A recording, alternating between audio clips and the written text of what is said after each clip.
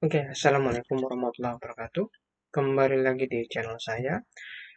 Hari ini, pada video kali ini saya akan mencoba membahas untuk saham Ultra Jaya ya. Apakah masih menarik untuk dimiliki ya di tahun 2021, di mana tahun 2021 ini merupakan masih kelanjutan dari tahun 2020 ya, masalah pandemiknya. Jadi masih banyak sektor-sektor keuangan yang dari sektor ekonomi yang terdampak oleh pandemik ini. Salah satunya juga adalah sektor eh, sektor makanan dan minuman ya. Oke, kita lanjut. Sebelumnya saya ingin mengambil kata-kata bijak dari Mahatma Gandhi. Dunia ini cukup untuk memenuhi kebutuhan manusia, bukan untuk keserakahan manusia. Disclaimer, analisa saham pada video ini bukan untuk mengajak membeli saham tertentu. Apabila ingin melakukan investasi, lakukanlah analisa secara mendalam. Saya tidak bertanggung jawab atas keputusan investasi yang dibuat. Nah, untuk data-data yang disampaikan di video ini sudah diolah, ya, dan data-data tersebut bisa diakses di idx.co.id, ultrajaya.co.id, dan Yahoo Finance. Silahkan di link sendiri dan download, dan karena itu merupakan data yang sifatnya umum bisa didapatkan oleh siapa saja. Mari kita mulai untuk pembahasan Ultrajaya ini. Oke, siapa yang tidak mengenal susu ultra ya?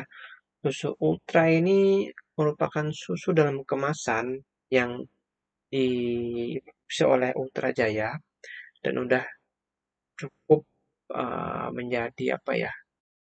Menjadi produk yang memang sering dikonsumsi oleh masyarakat Indonesia ya. Siapa yang tidak mengenal, dan banyak sekali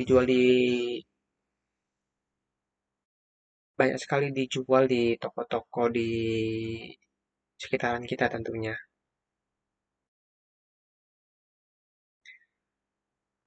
Oke, lalu seperti yang terlihat pada video ini ada berbagai macam produk dari perusahaan ini ya, susu Ultra ini.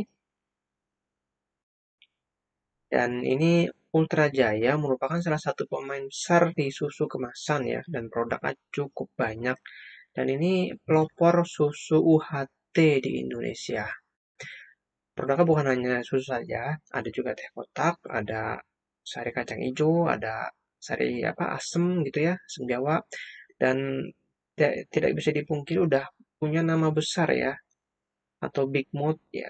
Jadi namanya kalau orang namanya susu ya, orang mungkin tahunya susu Ultra gitu. Terus perusahaan ini merupakan juga perusahaan keluarga. Kita bisa lihat di susunan komisaris dan direksinya, semuanya tuh ada hubungan keluarga ya. Direktur utama dan komisaris utama tuh ada hubungan keluarga. Silahkan cek di annual report-nya. Tiap tahun yang dikeluarkan oleh perusahaan Ultra Jaya. Lalu saya minim sekali menemukan berita-berita negatif tentang manajemen dan perusahaan. Jadi ya hampir-hampir bersih lah perusahaan ini dari berbagai macam berita miring. Lalu lanjutnya ini ada analisa fundamental ya. Analisa fundamental yang saya gunakan di sini ada 5 ya. PBV, ROE, PS, PER, dan DER ya. Kalau untuk urusan PBV, memang kalau perusahaan yang seperti ini memang terbilang mahal ya, karena di atas 2, dan seperti yang kita lihat ini di atas 3 ya. Food and beverage seperti ini memang di atas 3, consumer goods ya, khususnya consumer goods yang khususnya di food and beverage pasti di atas 2, dan itu udah terbilang cukup mahal, dan itu wajar sekali. Dan lalu selanjutnya adalah ROE-nya atau return on equity-nya. Ini tidak pernah di bawah 15%. Jadi selalu berada di atas 50% ya. Di akhir tahun 2020 yang lalu itu sempat mencapai angka 23,47% untuk ROE-nya. Ini menurut hitungan saya ya. Lalu untuk PER-nya ya, jadi untuk EPS earning per share juga yaitu laba yang dibagikan per lembar saham. dan ini selalu meningkat. Ya, ini artinya apa? Ya, ini perusahaannya bonafit dan terus berkembang, bertumbuh secara organik. Lalu ada price earning ratio-nya atau PER, dan ini makin lama makin murah dan ini makin menarik ya untuk dimiliki. Nah, ini. Lalu yang selanjutnya adalah debt to equity ratio atau DER. Yang cukup mencolok ini adalah di tahun 2020 dan 2021. Nah, perusahaan ini dari dulu ini minim sekali hutang, ya. Baru-baru aja yang melonjak tinggi nih 84 sampai 84%, 76% baru-baru kali ini aja. Selain itu juga perusahaan juga membagikan dividen. Nah, dividennya ya terbilang kecil tapi adalah gitu dibagikan ke para pemegang sahamnya. Kita lanjut. Nah, aksi korporasi tahun 2020 ini masih terkait dengan DER yang tinggi yang di slide sebelumnya. Kenapa terjadi seperti itu?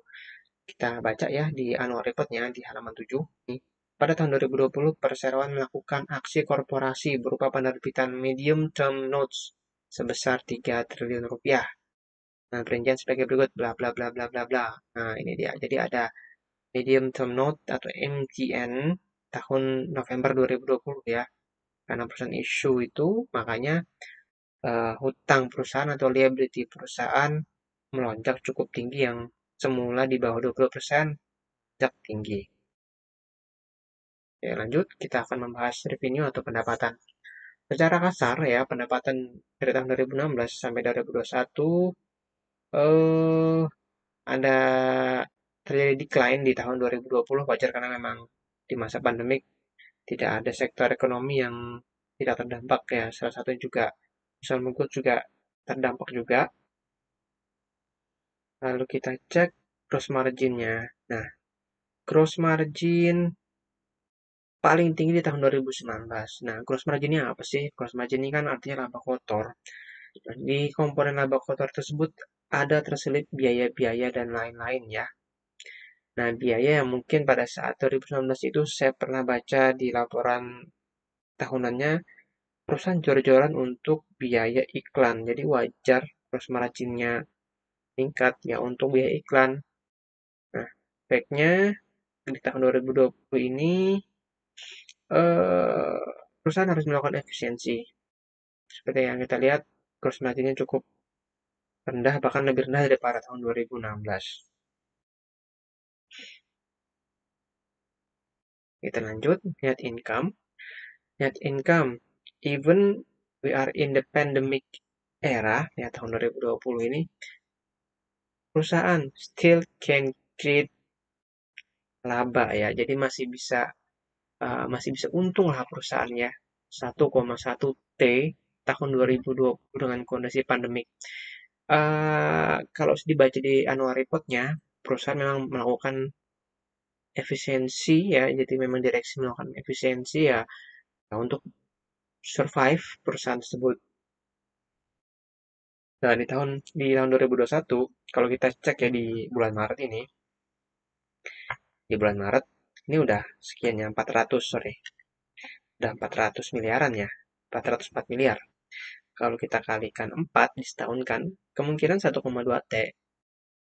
Ya kemungkinan bisa naik sih net income-nya nanti di akhir tahun kalau memang continue 400 miliar labanya atau laba bersihnya ya nih ya.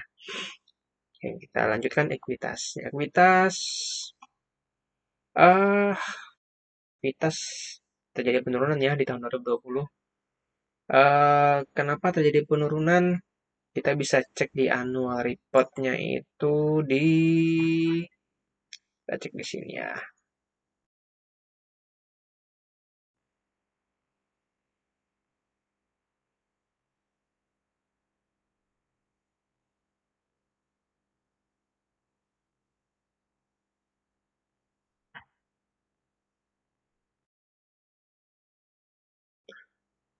Nah, ini dia.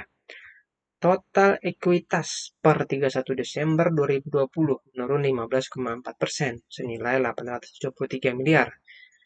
Kenapa terjadi penurunan? Nah, ini disebabkan oleh ada dua ya.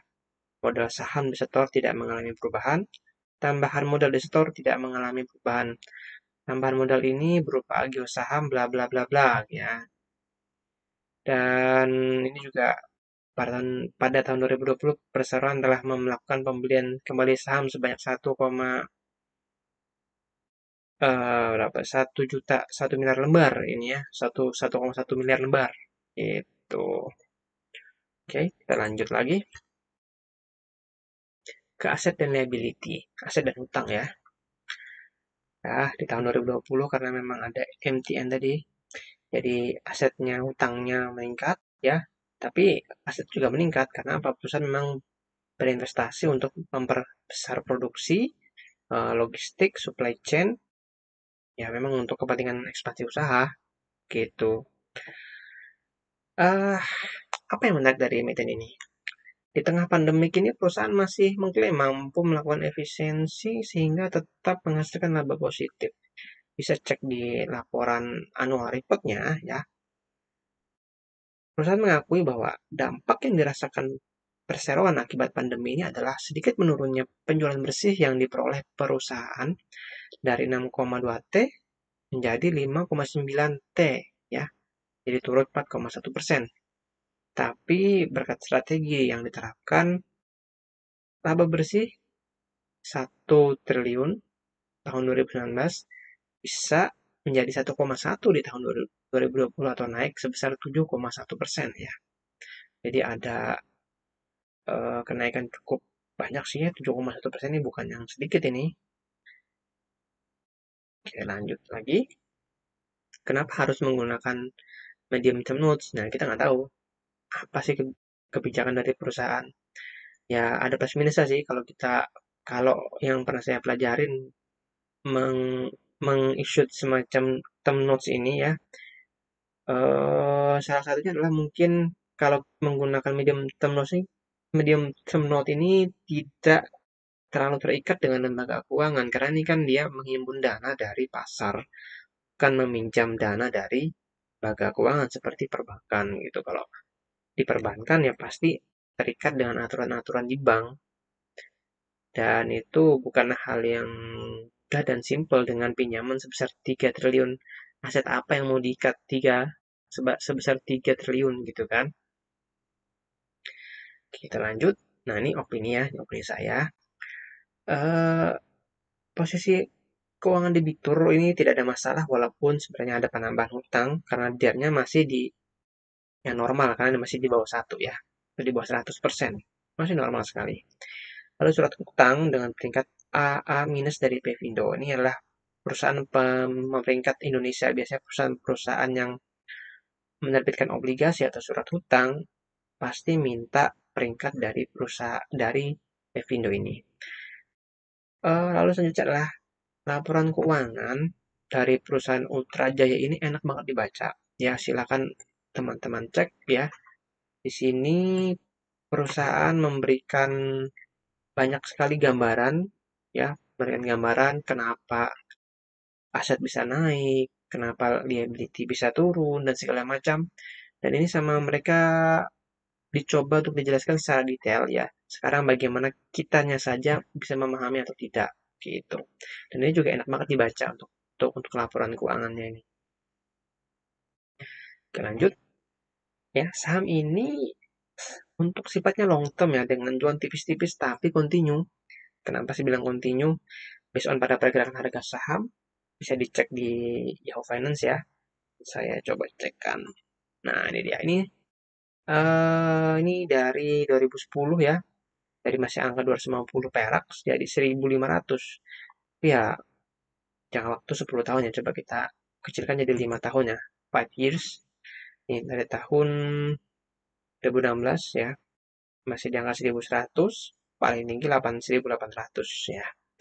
Jadi kalau kita bisa sabar 5 tahun ya udah cuan sih. Itu.